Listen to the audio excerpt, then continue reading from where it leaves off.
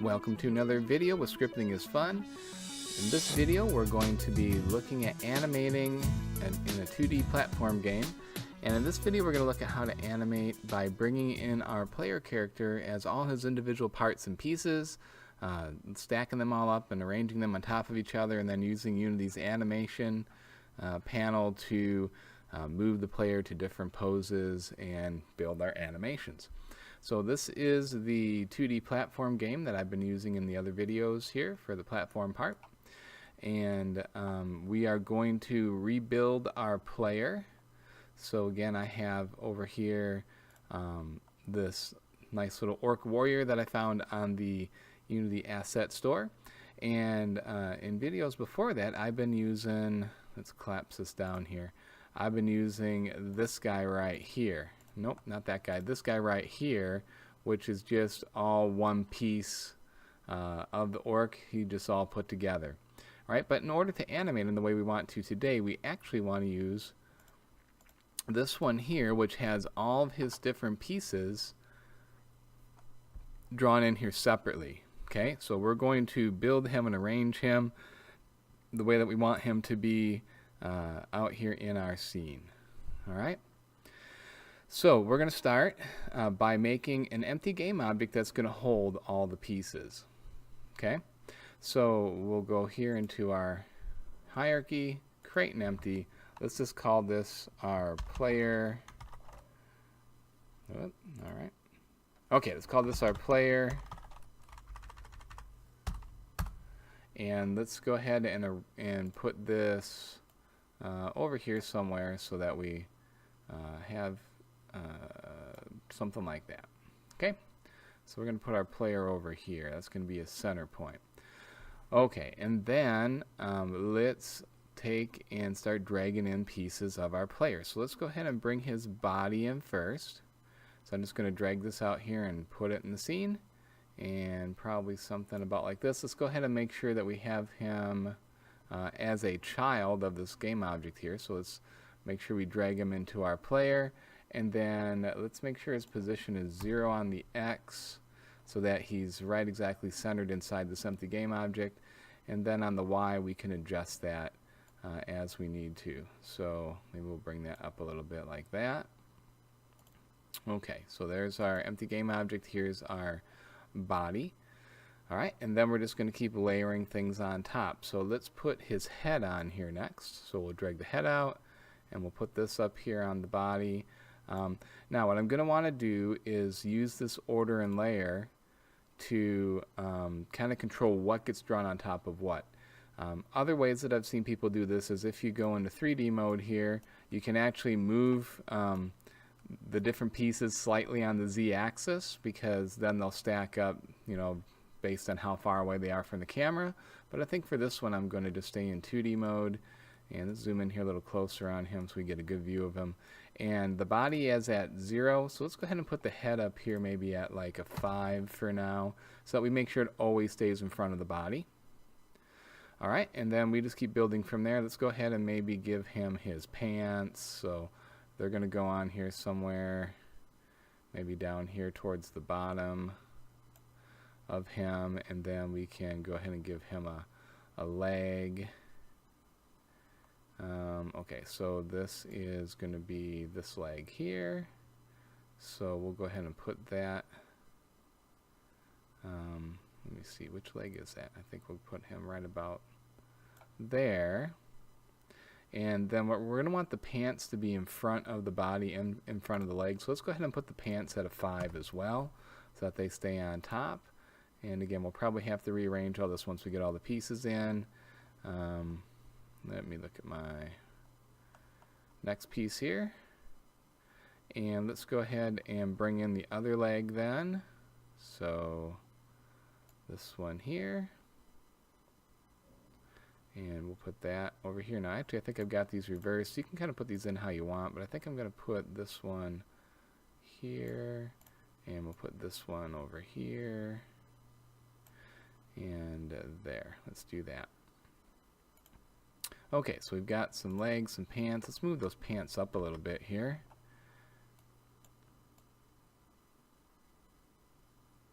Maybe up and over slightly. There. And then we can move these legs around a little bit more. Bring them a little closer together here. Something about like so. Alright, so we've got that part built. And then let's just bring in the arms and the hands here. So let's find an arm. Let's see, we've got, here's the left arm here. So let's drag that out here, and we're going to put that up on the body here, something like so. And then let's bring the right arm in.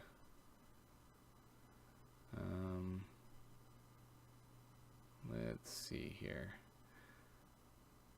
In this right arm here, we're going to want to put behind the body. So the body was at 0 on the order layer. So let's go ahead and put this guy at like a -1. Pop him back behind. Let's make sure this guy is at that 5, so he stays in front of the body all the time. Alright, so looks like we might need to bring him up a little bit more. And let's bring this guy in a little bit more.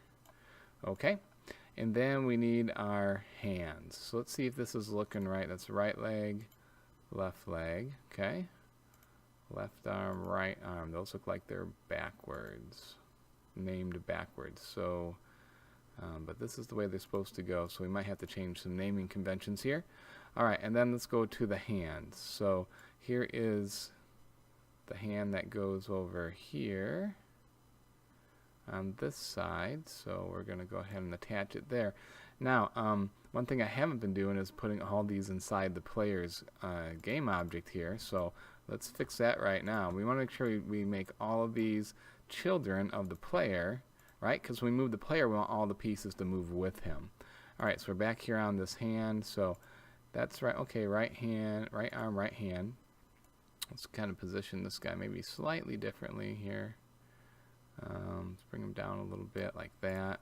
Okay, and then with the hands, when I animate this, I'm going to move the arm. I want the hand to move with the arm.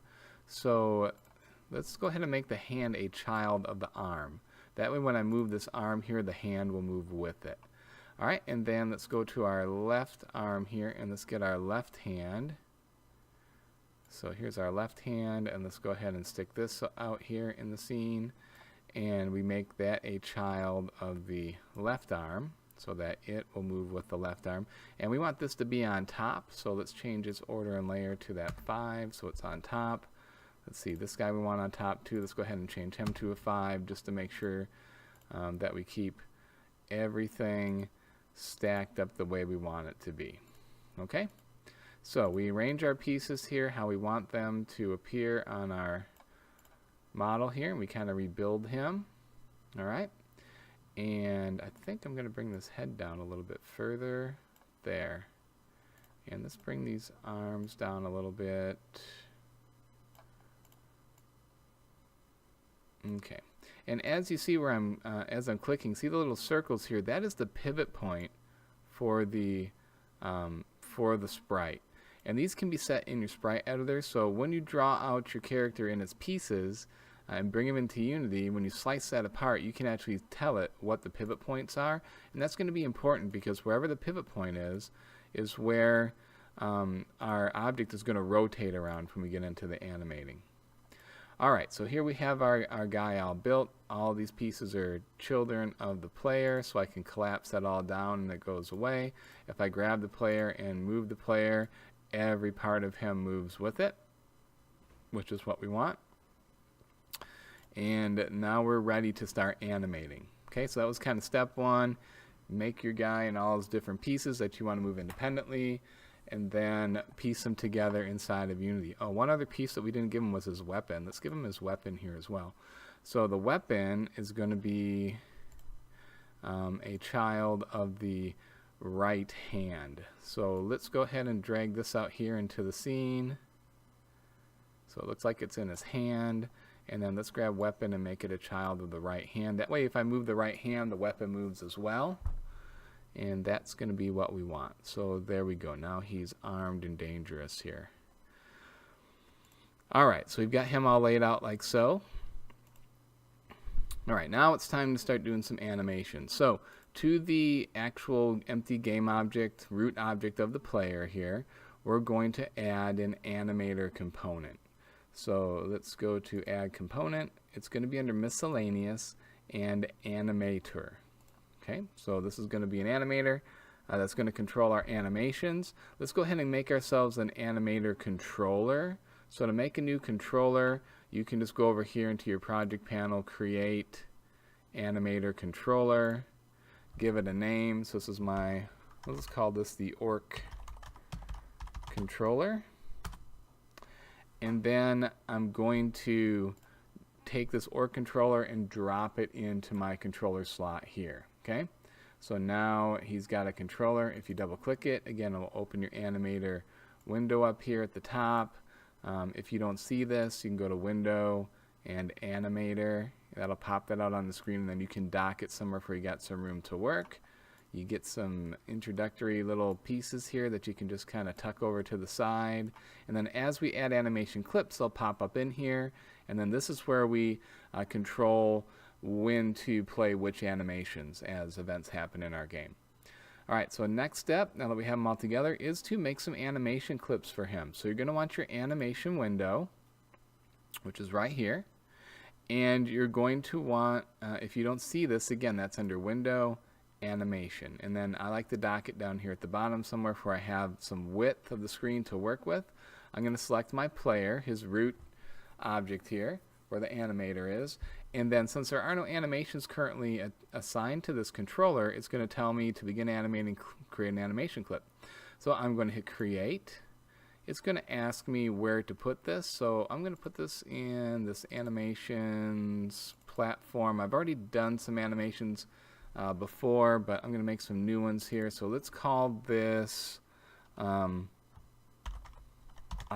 We're going to make an idle animation. And we're going to make a walk animation, and then we'll try to make a jump animation real quick as well. And then we'll wire them together. So let's start with an idle animation, and we'll hit save. You notice that that pops up here in my controller when I make it. And then down here, my animation window, the record button is hit. So now anything I select up here in the player and change will automatically be captured in here by the animation window. Alright, so in our idle animation, we're going to make kind of one where he's just looks like he's breathing a little bit, maybe moving his arms a little bit here, his head bobbing, whatever, just to kind of give him some motion when he's standing still. So what we do is we go here to add property. So you can do it a couple of ways. You can either add property, you can pick which part of his body. So let's maybe get his orc body here, and then I want to change the transform, and all I really want to do is change his position a little bit, move it up and down. So I can add that property. It lays in a couple of initial keys. These are keyframes. So you've got the keys where at the beginning and the end of the animation, it's going to be the same. Okay, which is nice for us because usually you want to make these so that they loop around. So you want these to match at the ends.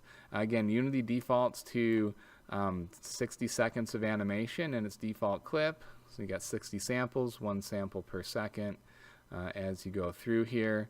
So, and this is going to be kind of a tween-based movement system here. So if you're used to animation programs where you set keyframes and the computer automatically moves things between those frames, that's exactly what happens here.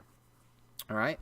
So then I have to decide where I want to set these frames at. Okay. So let's maybe move over a couple of frames here, maybe over to 5, and let's give him.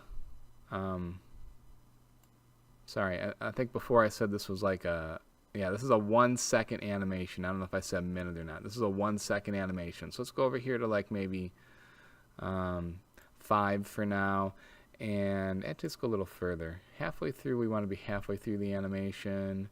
Let's go ahead and just put in one set of keyframes here just to kind of move back and forth between. We'll keep it simple.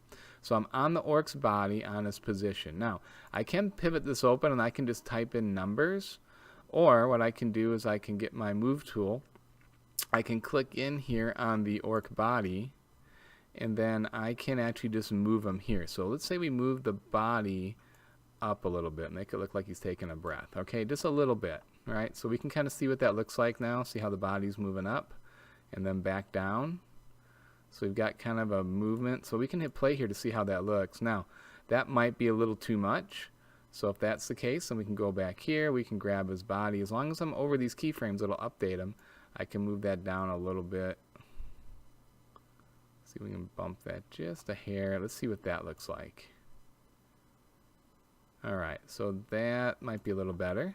Okay, so we got his body moving up and down. Now also, let's have his head kind of bobbing up and down a little bit here as well.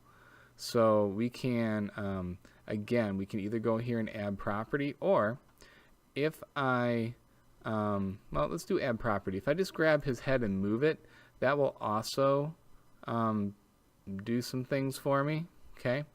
But let's go ahead and do add property. Let's get his head, let's get his transform, and let's just change his position here too. So let's do add a key for position. It'll automatically drop in those beginning and ending keys so that we have kind of a beginning and ending spot. And here at the middle, let's go ahead and make his, so as his body breathes up, let's have his head kind of duck down a little bit. So right here, let's just move his head down slightly. Okay. So that gives a little more motion. And again, we can hit play just to see what we have. Okay, so his head's moving down a little bit. And we could even actually add another property here. We could go in and say, okay, let's also get the head and his transform, and let's get his rotation as well. And then on rotation, I can switch to my rotate tool. I'm still selected in on the orc's head. And maybe here I just want to rotate him down slightly like that. So now he kind of is nodding down a bit. I can do it a little bit more to exaggerate it. Something like that. Okay. So now if we play, we see how he's got a little bit of motion there. Looks like he's breathing. Okay, let's do something with his arms. So again, same deal here. I can grab his property here. I can grab his arm. So let's get that left arm. Transform, and we want to actually just rotate the arms a bit, so let's add a rotation key there for the left arm, and let's see, orc L arm right there, and so that shows me where my rotation spot is. And when he's breathing, let's just have him kind of swing his arm a little bit. So at the midpoint again of the animation, let's just kind of have him swing his arm in a little bit. Let's see what that looks like. Alright, so there you go. So it kind of looks like he's breathing hard there. We've been jumping him through all those platforms. He's aggressive. He's ready to fight. So there we are. And then let's go back and add a key into the other arm here, and just keeping it all in the middle for now to keep things simple. So we can add property. Let's get that other arm, that right arm, transform. Let's get the rotation for that as well. And now that's right there. And let's select in on that right arm so that we're moving the correct one. And again, I can just use the tools here, and let's have him swing that axe up a little bit. All right, and you know, if that looks like it's too much or whatever, then you can always adjust it. Okay, so maybe that's a little too much energetic swinging of his axe. Let's bring it down here a little bit. Let's try that. Maybe that's okay. I think it's still a little too much, but anyway, we can fuss with this all day, but we're just trying to get the basics here. So okay, let's try something like that. Now we've got a basic animation idle here. Now one thing that can make your animations look a little more organic is if you don't have everything always stop and start at the exact same time. So for instance, on his body here, maybe we take this keyframe. Now I can select this keyframe. This is all his body keyframes that turn blue, and I can maybe just bump that a couple of frames earlier. I can take his head and maybe bump that one frame later.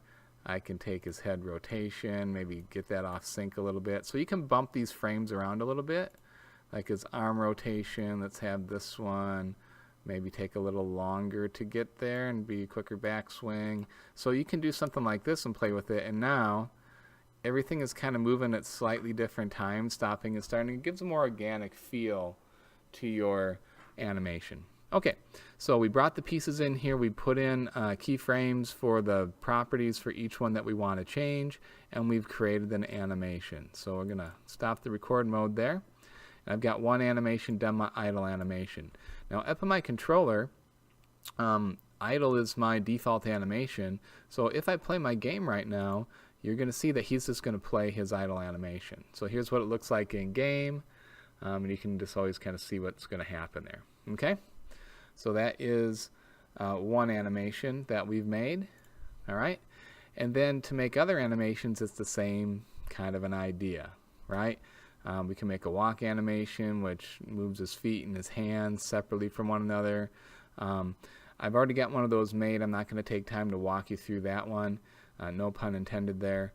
I'm going to show you how to do a quick jump animation though, because a lot of people ask about jumping, and you can make that as simple and or as difficult as you want it to be. But when you want to add another animation, you just go here to where it says what animation you're in. You can say create new clip. Again, I'm going to put this in my animations folder in my platform, and let's just call this jump. In my Animator Controller, jump will show up. Okay, I'm working in jump down here, and a lot of time with jump you can get away with just doing one frame of animation. Just pose him like he'd look as he's jumping. So again, we can add a property here, and actually since I'm only adding one frame in, here's another way you can do this. You can just go in and select the piece, because in record mode here it will capture whatever you do. So since we just want to change him, let's change his head, and we're in rotate mode. Let's just go ahead and rotate his head so that he's like looking up. Okay, and you notice it dropped in a keyframe for me here, orc head rotation. It did that automatically. It just doesn't drop in the beginning and ending keyframes that happen when you hit property. So that might be better to do. Okay, so his head is back. Let's grab like his let's grab his right arm. Let's get him holding that axe up in the air as he's jumping. So again, I'm going to go to right arm. I'm going to rotate him on the Z here a little bit. Let's just get him like this, kind of holding that axe up in the air, something like that. Let's get that other arm, and let's have him swing that one back a bit. You know, he's jumping up in the air, something like that. And that's actually probably pretty okay. We can see what that looks like when we play it here. But anyway, notice as I selected the different pieces and moved them, it automatically captured those frames. I've only got one frame of animation here, so when I go to jump, he's just going to switch right to it. Okay, so that's how you chop him up and how you can make some simple animations. I do have a walk animation that's already here, so I can actually go into my animation folder here into my platform. I've got this guy called Plat Walk. So if you have one already made, you can actually just drag that into your animation controller, and Plat Walk looks like this. Okay, so in Plat Walk, I've got some. Oh, we got a little missing piece there. Evidently, that was misnamed from the other one that I did. So I'm going to have to redo that one. But you notice as he walks, we have some different things, and there's a little bit of a difference in how I did the last one, evidently. But we've got the feet moving and all of that. Let's see, which one is missing? Right arm is that one. So we got the legs. We got the other leg. We're missing. So this rotation is weird, and this one here is missing. So I'd have to kind of tweak this and rebuild it. I must have built the other model a little differently. But anyway, the main idea is that at different keyframes, I had like legs together, one leg forward, the other going back, back together, the other leg moving forward, other back, back together. And you just kind of set up a couple of states, and that will tween in between them, okay? And again, this these arms got kind of messed up here, so we'll fix that later. All right? So you get the idea how to make your animations laying in your keyframes here. All right, the next job we have then, once we have some animations, is to go into our code and trigger these, but also to set up the different transitions. So let's look at setting up transitions here real quick. So when this starts, he goes automatically to idle. What we're going to want to do then is we're going to want to make it go between idle and walking. So to make a transition, you right click, hit make transition. I'm going to transition from idle to walk, and then I'm going to right click walk and transition back to idle. I want to go back and forth between these based on am I moving or not. Okay, so then I need to have a way of triggering this. Okay, so that's where I'm going to add in a parameter. So here's where your parameters are. You hit the plus sign to add a new one. I'm going to do a float parameter, which is going to be called speed. Alright, and the idea here is when speed is a positive number, then I'm going to go to plat, and when speed is like almost 0 or 0, we're going back to idle, so between walk and idle. So to set that, you click on the transition between the two states. This has exit time. This will force the animation to wait until it's played all the way through all of its frames of animation before it switches. So I'm going to uncheck that. In this case, I want it to immediately start walking when I hit the walk button. Okay? And then I have to give it a condition here, which is my parameter. So I'm going to grab my parameter speed. Now, when I want to start walking is when my speed variable gets bigger than a small number like a 0.01. That'll cause them to start walking.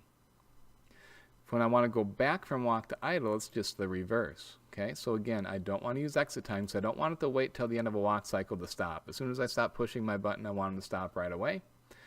And then condition, I can use my speed again, and this time I want to transition back to idle when my speed becomes smaller than the 0.01. Okay? So I'm going to go out here and actually make sure, whoops, back in Unity, sorry. Make sure that this guy is good to go. Okay, my camera is going to complain about missing its target to the player, but I think that's okay for now because I don't have a script attached to him. So let's just see if we can trigger these animations now. So when I hit play, he's in his idle. Let's go back to the animator here. You can see that he's playing idle. Now, if I go in here and change my speed to a bigger number, you notice how now he's switched to the walking animation, which of course is broken here, so sorry about the broken animation there. But you can see that he's doing something. Okay, if I go back to 0, then he goes back to idle. Alright, so that is how we set the transitions up, and then we have to go into code and actually change our transitions there as well. Alright, I took a few moments here in between cuts here to fix that animation on our little player here. So I fixed his walk animation now so that he's actually walking like we want him to. So hopefully that'll be a little better. Okay, so we've got the transitions set up here to where we are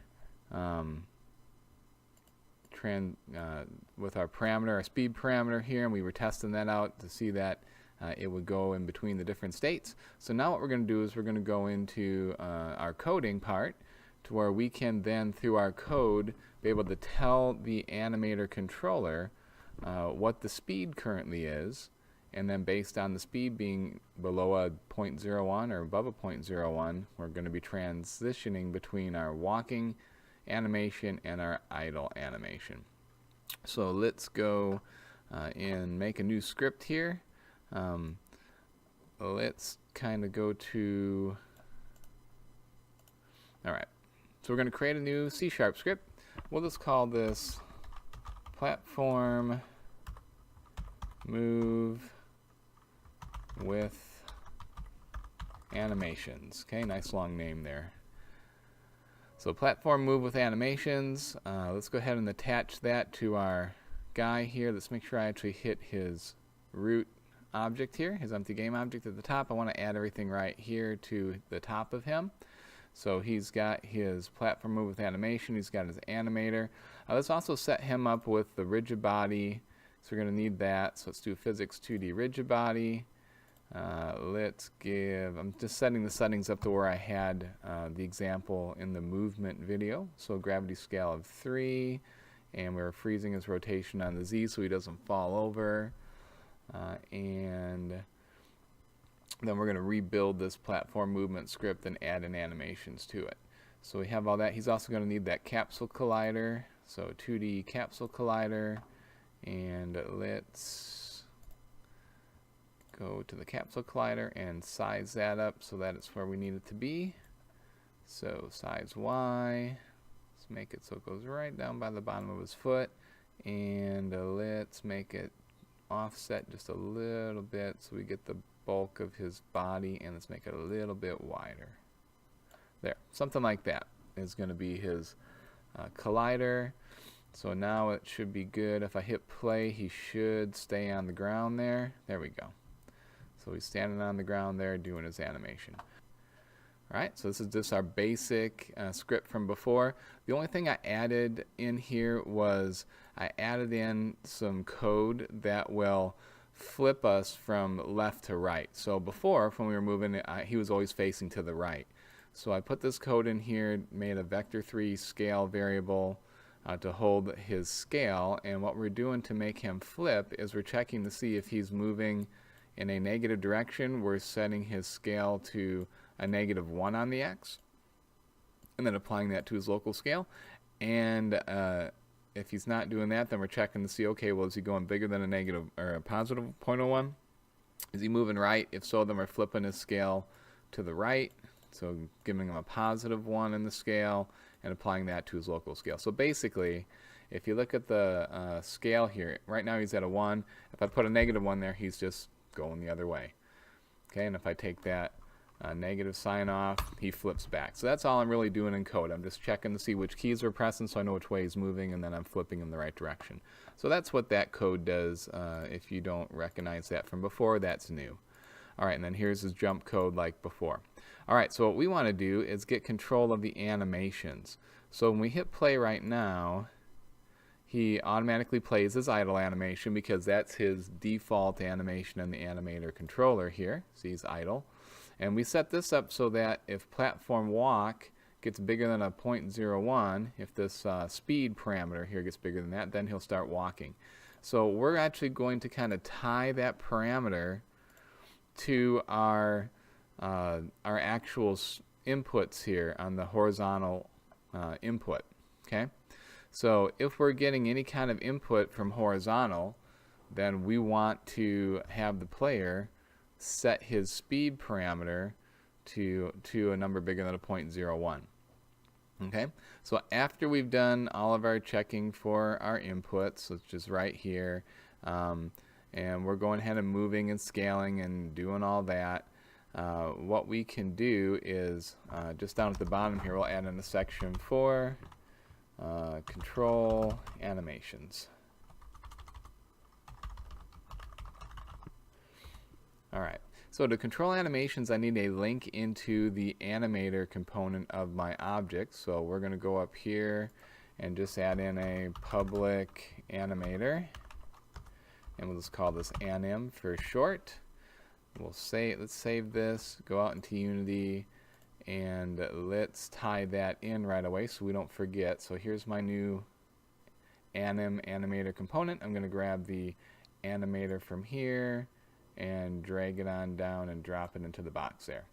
So now I've got the animator tied into him, and then I have access. Once I have access to the animator, then I can set those parameters. I can say anim.setFloat, because the speed parameter is a float parameter, so I have to say setFloat. I have to give the name of my parameter, which was speed. You have to spell it exactly the same as you set it up in the Animator Controller. And then I can give it a value that I want it to set it to. So what I want to have happen is anytime I'm moving left or right, I want it to play that walking animation. And the way the parameter is set up is it only responds to a positive value bigger than a 0.01. So I'm going to say mathf, which gets me the built-in math function class, and then I'm going to pick ABS to get the absolute value of my horizontal input. So what this will do is every frame it's going to tell the animator, the animator controller, to set its speed to the absolute value of horizontal. So if I'm on any of my motion keys, it's going to send me a value bigger than that 0.01, and I'm going to make sure it's always positive so it'll trigger that walk animation. So if I save this and go back in, this should now work for us to have the walking. So here we're idling, and now as soon as I go either left or right, I get my walking animation. Alright, see? Just like that. So that is now triggering. You can see that happening in the animator here as well.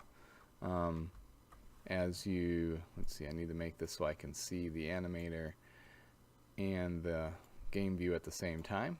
So you can see right now we're idling, and if I start walking, we transition to walk. When I stop walking, it goes back to my idle. So there we go. And again, you can see the value of speed changing here. So every frame, it's changing, and when it gets to 0 there, it goes back to my idle. Alright, that's how all that works together.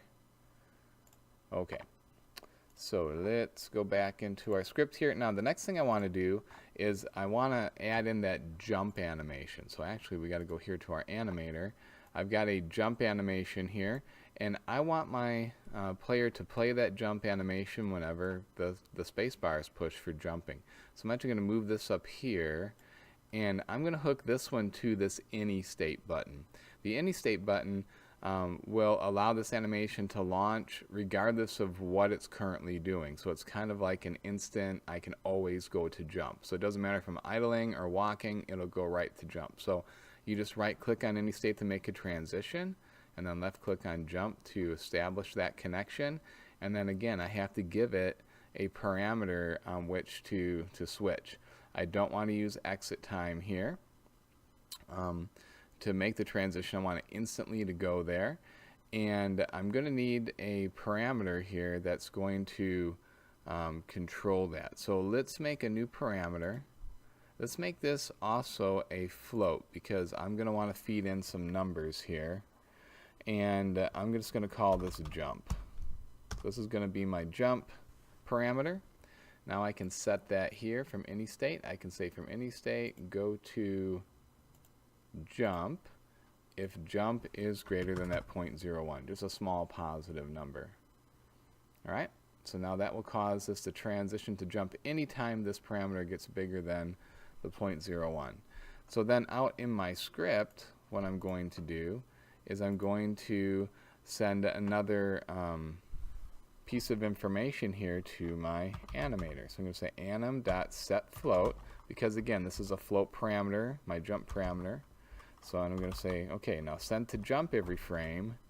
And this time what I want to do is I want to send it the value of the velocity of my rigid body, okay, on the y-axis. Basically, I want to, if I have any motion up or down in the y-axis, I want to play the jump animation. So we're going to do something similar to what we just did. We're going to use mathf.abs to get an absolute value, because I want negative and positive y motion to trigger this.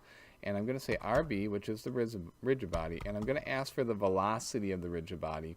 This will get me a vector 2 xy amount of movement that rigid body is doing, and I want to get the y. So I'm going to set every frame, I'm going to send to jump what my current velocity on the y is. Now if I'm not moving up and down on the y, that's going to be a 0. So that's going to be good, because at 0 we'll make it transition away from there. Alright, if it's any other amount of motion up or down, jumping or falling, then it will set that. Alright, so that will set our velocity. Then the only other thing we have to do out here in Unity is I'm transitioning to jump, but I want to get back to idle from jump. So after I'm done jumping, I want to make a transition to idle. I want it to transition not on exit time, but I want it to transition again on the value of my jump. And I want to see if jump is less than that 0.01 to go back to jumping. So once we're no longer moving up or down, just go back to idle. Okay, so from any state, if jump gets to be bigger than the 0.01, jump, stay in jump until that vertical velocity gets to be less than the 0.01, and then go back to idle. Alright, so that should be all that we need, to get that working. So let's hit play here and just see what happens. So you can see I'm in idle right now. I can still go to walk. Now from walk, if I hit the jump button, I go to that jump animation. See that? Now you notice it's kind of spamming from any state when I jump. See how this is flashing? So it's kind of spamming this. I really probably don't need it to spam this, and if I had more than one frame of animation here, it would make it look like he was stuttering. So one thing we can do here is in this transition, we can go in here to our settings, and we can uncheck this here. This says can transition to self. Let's uncheck that. That should make it so that once it's transitioned to jump, it won't keep transitioning. Let's see if that makes a change.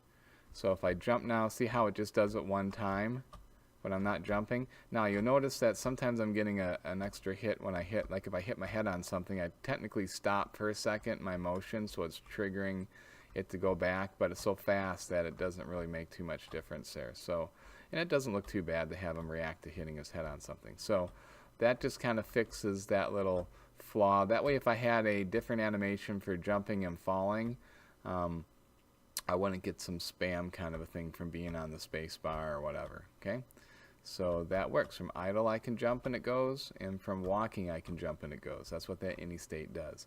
So now I've got idling, I've got walking, I've got jumping, and I could add in more and more animations here based on what I want to do. Alright, it's just a matter of figuring out the parameter you want to use and setting that parameter in the right spot in code. Okay, so kind of a long video here. There's quite a lot to do to get animations running, but once you've got the system set up, it's easy to keep adding to it and to come up with some really cool interactions and animations in here. Hope you found all this helpful and that it helps you to make a really cool looking game. And if you have any questions, as always, go ahead and leave some comments or talk to me. Thanks for watching the video.